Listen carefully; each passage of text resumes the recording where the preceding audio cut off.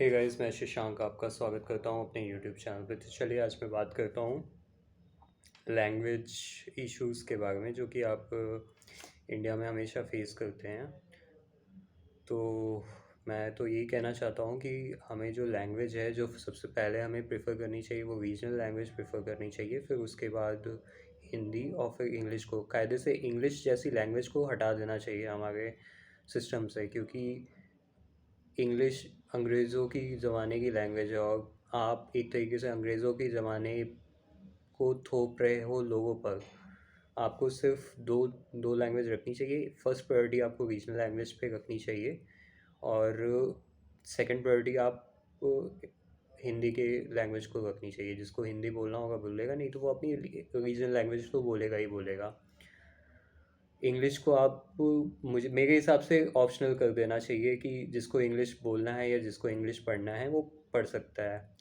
क्योंकि अगर आप दूसरी कंट्रीज़ को भी देखेंगे कि किस तरीके से वो अपने आप को ग्रो कर गए हैं, जैसे फ्रांस हो गया, जर्मनी हो गया, चाइना हो गया, जापान हो गया, ये सब इंग्लिश को इतना ज़्यादा महत्व नहीं देते हैं जितना हमारे इंडिया में महत्व देते हैं।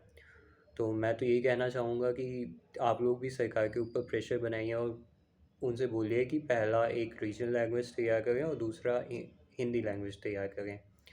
तो जैसे कुछ स्टेट्स में हिंदी बोलने में लोगों को प्रॉब्लम होती है, तो वो अपना रीजनल लैंग्वेज में बात करें, वो ठीक है। और इंग्लिश को पूरी तरीके से हटा देना चाहिए मेरे हिसाब से।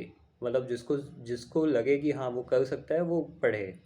लेकिन ये जो कंपलसरी होता है ना कि 1 to 12 हमको इंग्लिश पढ़ना, सीबीएसई बोर्ड में सिर्फ इंग्लिश पढ़ना ज़रूरी होता है, वो चीज़ नहीं होनी चाहिए मेरे हिसाब से। और हमें हर लोगों को मौका देना चाहिए, हर लोगों को रिप्रेजेंटेशन देना चाहिए।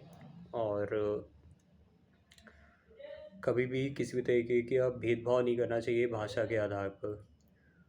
तो आपकी क्या राय है, आप मुझे ज़रूर कमेंट बॉक्स पे बताइएगा, और जैसा भी होगा मैं आपसे बात करता रहूँगा। चलिए, बाय बाय।